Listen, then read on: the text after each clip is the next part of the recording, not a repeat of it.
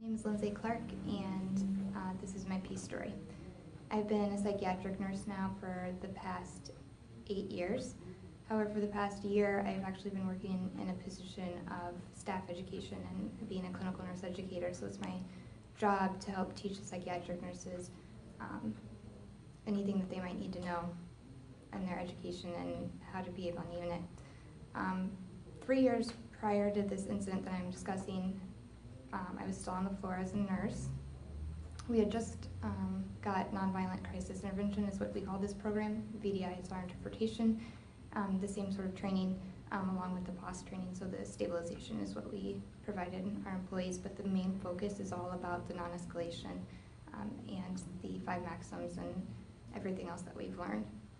Prior to this, we had no formal education, no formal training of how to talk someone down, how to correctly stabilize somebody. I know that the security staff had obviously had some certain training on how to stabilize, but the nursing staff didn't, and we were honestly most of the time on the front lines, the ones that were being attacked or choked for whatever reason, and mostly, partly due to our own fault. So I just want to give you a representation of before this story. A code situation would happen where somebody's aggressive, out of control, throwing chairs or screaming and hitting things and hitting people. And prior to this, everybody would rush in. We'd do the whole overcrowding and have all these people and overstimulus, and they'd be ready to fight, and it would always usually end in a fight and restraints, and there wouldn't be a whole lot of talking. There'd be all these voices and just this chaos. So what happened is, after this training that we got and instituted, and all of our employees had gone through, we had a situation where we had an intellectually disabled adult, who was a younger adult male, have an issue and that eventually resorted into a crisis. He was in the lounge of the nurse's station, and I just happened to be in there. He wasn't my patient, and I really didn't know him too well, but the nurse that had taken care of him did know him pretty well all day. She had let him make a phone call. After he got off the phone, he got very, very upset, started throwing chairs, banging on the window, so immediately, since there was nobody in direct jeopardy or nobody right directly there that was going to get hurt in the line of fire, they instantly called the code to get assistance and to get help with the situation, and the nurse, Doreen, went out to the patient and kept her distance, so she used her proxemics. The patient already knew her, so she said, basically that she saw that he was upset, what's going on, and instantly he sat down on the ground and just started crying. At this point, there was me and maybe one other person kind of hanging back in the background to help her if she were to need it or if we were to get physical with her, and that didn't happen at that point. She basically was able to try her best to use those persuasion techniques, but he wasn't 100% very verbal or communicating very well at this time, because you could just see how upset he was. But she did talk, and you could watch his body kind of relax. He had stopped crying a little bit. He had started relaxing. Now everybody shows up. But this time, instead of rushing in and creating this big chaos after we had started to have him get calmed down, they hung back in the nurse's station, so they were right there where they could come out if they needed to, but so that it wasn't overstimulating for him. She noticed that he was sitting there in his boxer shorts only. He didn't have any clothes on except his boxer shorts, and she said, "We have a couple of good options here. We can go to your room, get you some pants on, get you a shirt. It looks like you're cold, or we can go ahead and we're gonna have to have these gentlemen come in that are here and help keep you safe, help keep us safe, keep everybody safe, and you're gonna have to end up going into the observation room. And we don't want to do that. We don't want to have to get physical." She said, "Can you work with me here? Let's go down there. We can talk in your room." So she was able to convince him to do that, and he complied. She guided him down with her hands to his room. He went down there and he sat on the bed. At that point, we needed to give him some injection medication, fast-acting medication that the doctor had ordered. So while security kind of hung out in the hall, and the Doreen, the nurse, was in there talking, I was kind of a little bit in the background so that decrease the stimulus that was all going around him.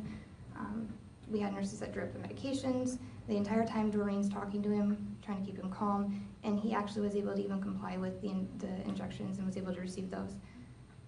She would talk to him for a little bit while longer, and all the while, everybody is, instead of doing their normal hands in the pockets, standing around like, "Oh, this is taking forever," they actually were alert. You could see that they were paying attention, and they were aware, even though the situation had gone on for quite a while.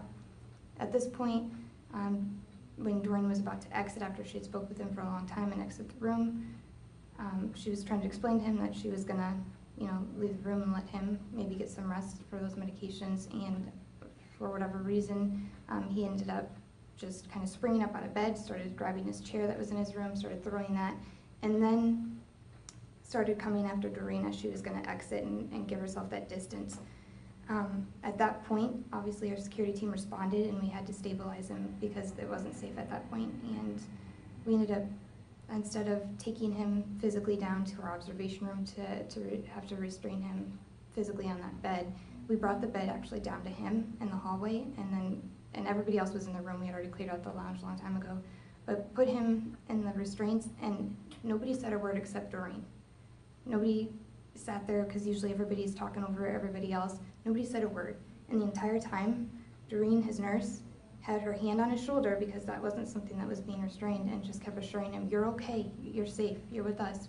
Please, you just need to, stop fighting or resisting. We just want to keep you safe. We want to keep everybody safe.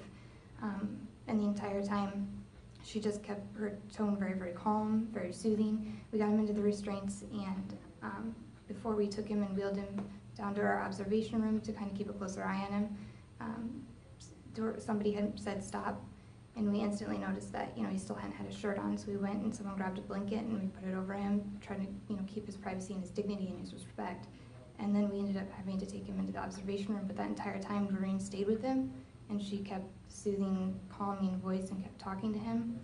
And eventually, then the story for him was that he was able to very quickly come out of those restraints, and he was much more calm and much more relaxed. So basically, my peace story, even though it sounds like the end result was still the restraints and it still had to go to the stabilization point, it was that during that entire time, I have never seen such compassion and care and true institution of what we've been trained to do happen. I almost cried at this point in time, just because I was so proud of my team. I couldn't believe how amazing all these individuals were and how we truly cared for this patient. So that's my peace story.